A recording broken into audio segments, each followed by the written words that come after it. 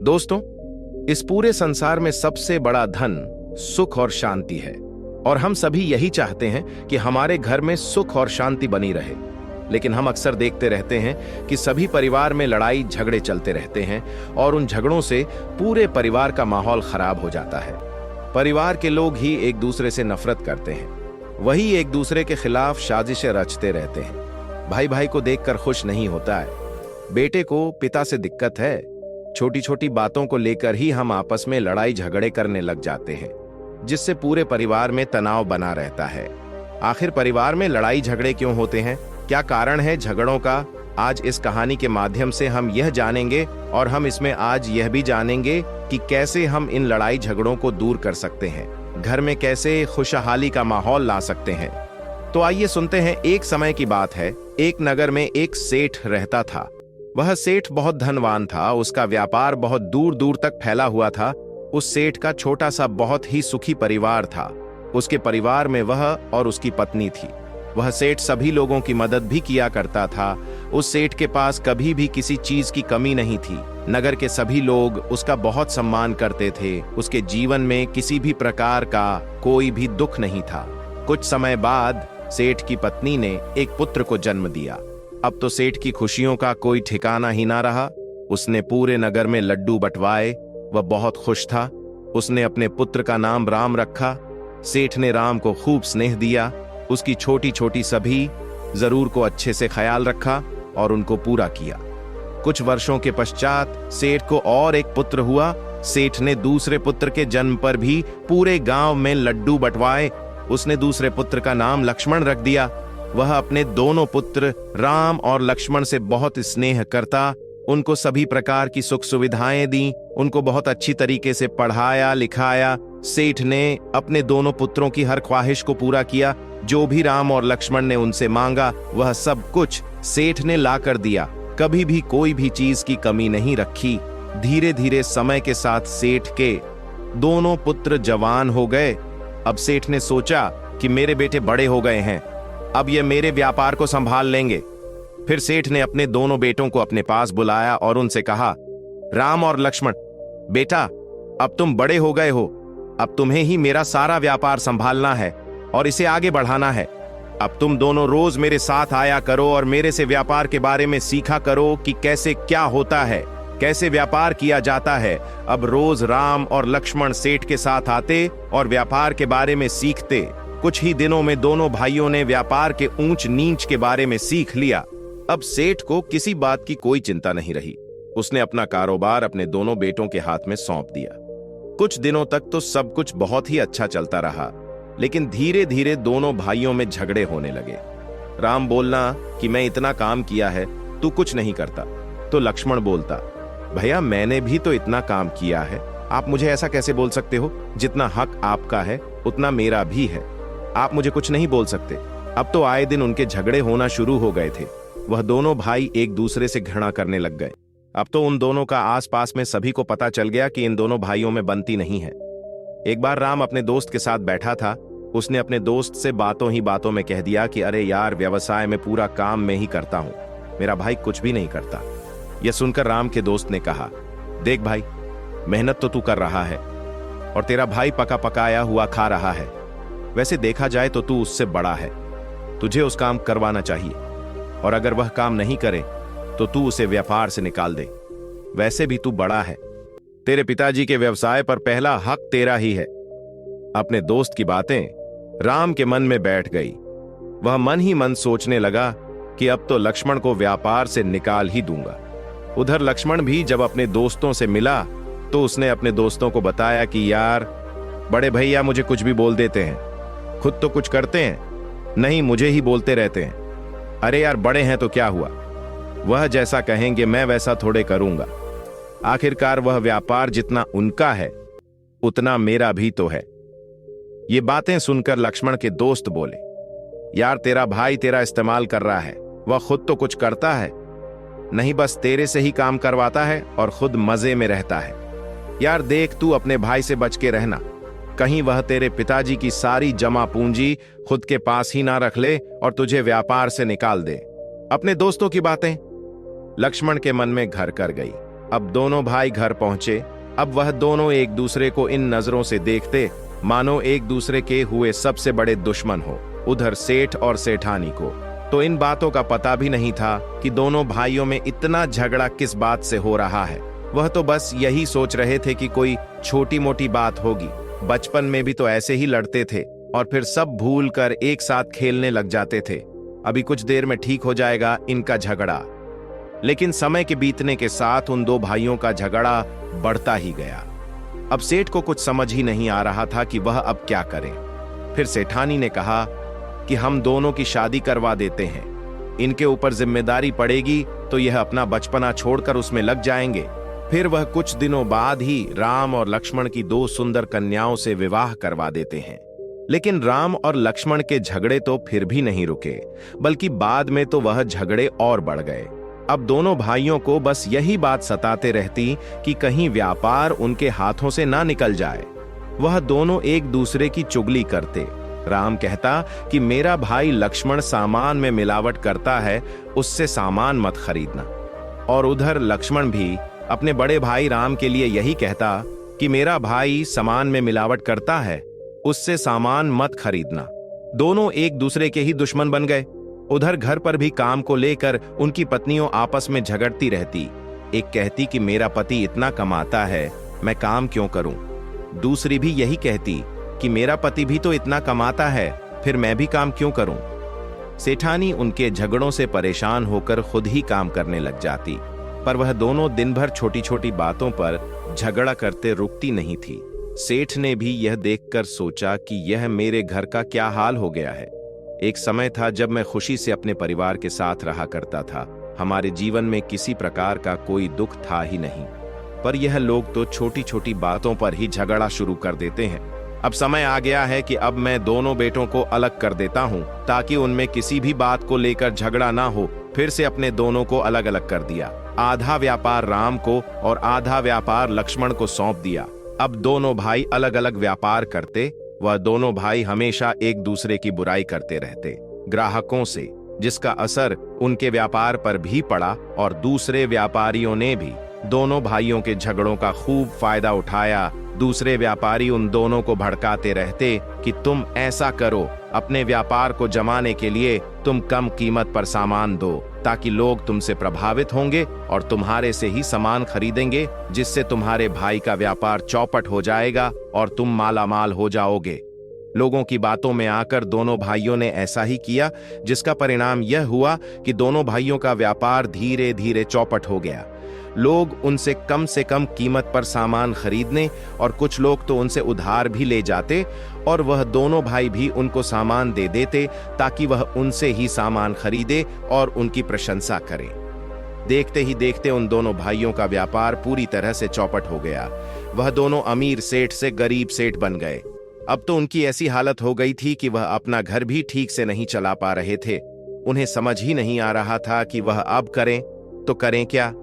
तभी वह दोनों अपने पिताजी के पास आए और उनसे बोले कि पिताजी, आप व्यापार कैसे किया करते थे? हमारा तो व्यापार ही चौपट हो गया। हमने हर तरीका अपनाया व्यापार करने का, पर हम तो आपकी तरह बन ही नहीं पाए। आखिर हमारे साथ ऐसा क्यों हुआ? पिताजी, तभी सेठ ने राम और लक्ष्मण से कहा, क्या वाकई में तुमने अच्छे से व्यापार किया था?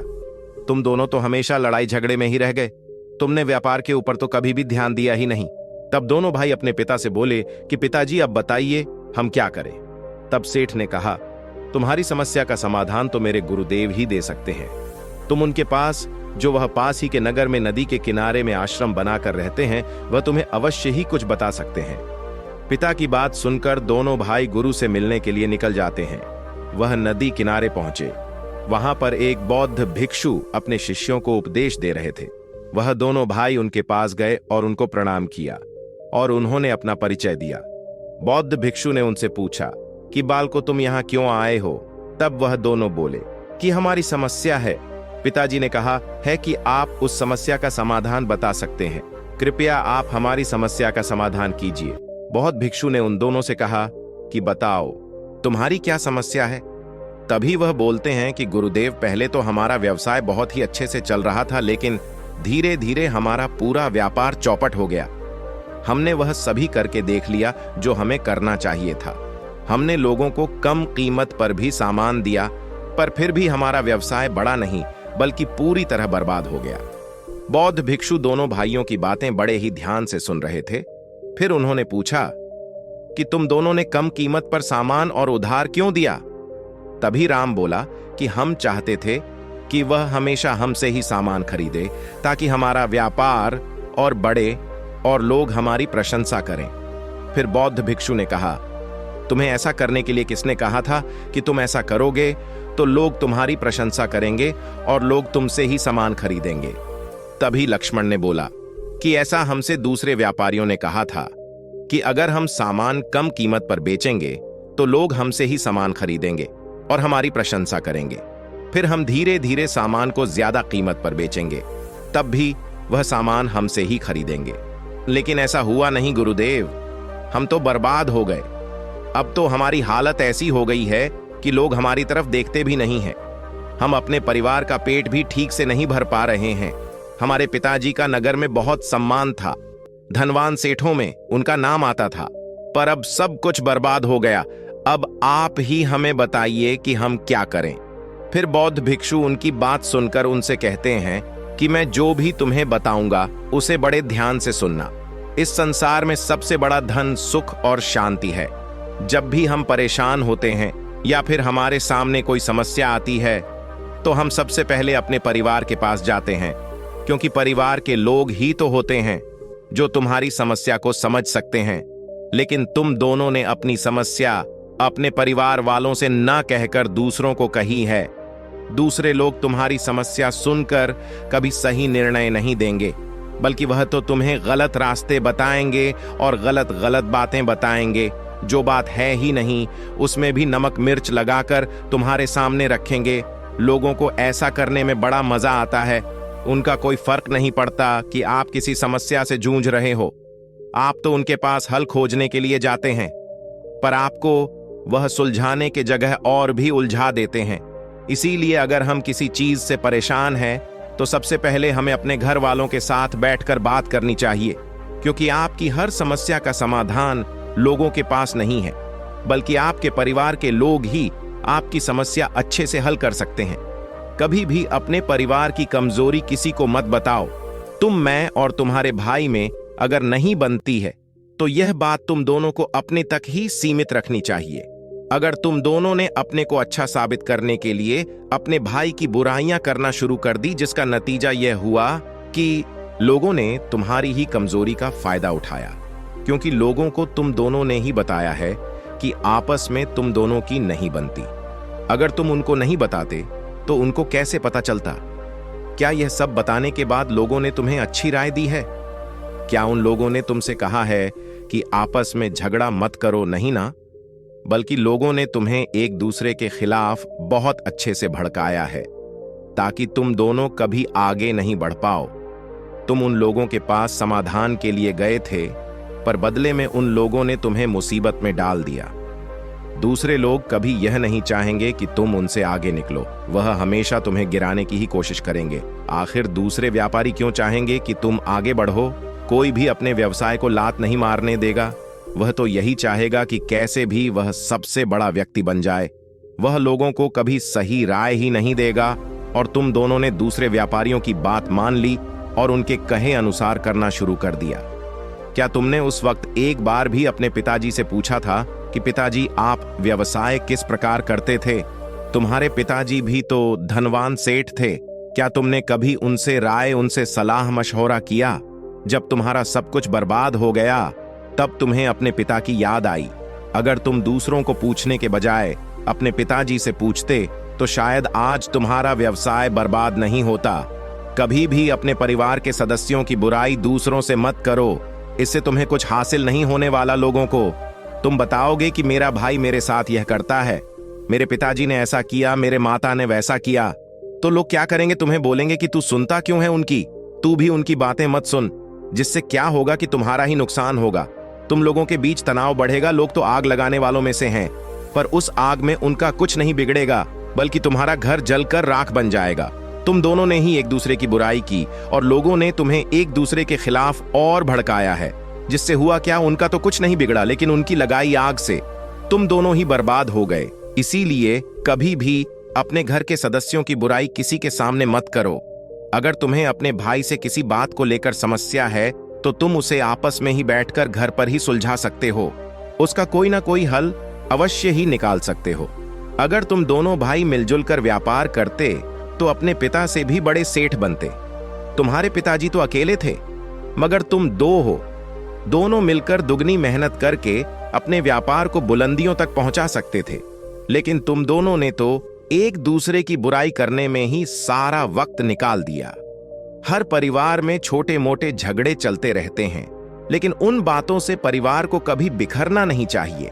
जहां 5-10 लोग रहेंगे वहां कुछ ना कुछ मनमुटाव तो जरूर होगा, लेकिन हमें उन छोटी मोटी बातों पर ध्यान नहीं देना चाहिए। ऐसी बातें कुछ समय बाद अपने आप ठीक हो जाती है। अगर तुम उन छोटी मोटी बातों पर झगड़ा करना शुरू करोगे तो बात और भी बढ़ जाएगी। अगर आपसे बड़े आपको 2 बात बोल भी दे तो उन बातों को सुन लो, उससे कुछ नहीं होगा। लेकिन अगर आप भी उनका साथ साथ जवाब दोगे तो परिवार में तनाव बढ़ेगा और आपका घर बिखर जाएगा। हमें ज्यादा से ज्यादा समय अपने परिवार वालों के साथ बिताना चाहिए ताकि उनके व्यवहार और उनकी भावनाओं का पता चले। परिवार के सभी सदस्य एक दूसरे से बहुत प्यार करते हैं, मगर वह दूसरों की बातों में आकर एक दूसरे के खिलाफ हो जाते हैं। अगर तुम्हारे ऊपर कोई भी मुसीबत आएगी तो सबसे पहले तुम्हारा परिवार ही तुम्हारा साथ देगा। बाकी के लोग तो तुम्हें उसे मुसीबत में मरने के लिए छोड़ जाएंगे। परिवार में सुख शांति तभी बनी रह सकती है जब हम एक दूसरे को समझेंगे। हमेशा परिवार के लोगों का सम्मान करें, उनकी भावनाओं को समझें। परिवार के साथ से और अपनी ईमानदारी से तुम दोनों अपने व्यापार को फिर से खड़ा कर सकते हो। बस मेरी ये बातें हमेशा याद रखना। उसके बाद राम और लक्ष्मण बौद्ध भिक्षु को प्रणाम करते हैं और दोनों एक दूसरे के गले लग जाते हैं और यह वादा करते हैं कि अब वह मिलजुल कर रहेंगे और साथ में ही अपना व्यवसाय खड़ा करेंगे। कभी फिर से दूसरों की बातों पर नहीं आएंगे और ना ही परिवार की बातें किसी को बताएंगे। दोस्तों, आशा करते हैं अपने इस कहानी से जरूर कुछ मूल्यवान सीखा होगा। अगर आपको इस वीडियो से कुछ भी सीखने को मिला हो तो वीडियो को लाइक और चैनल को सब्सक्राइब जरूर करें। नमो बुद्धाय।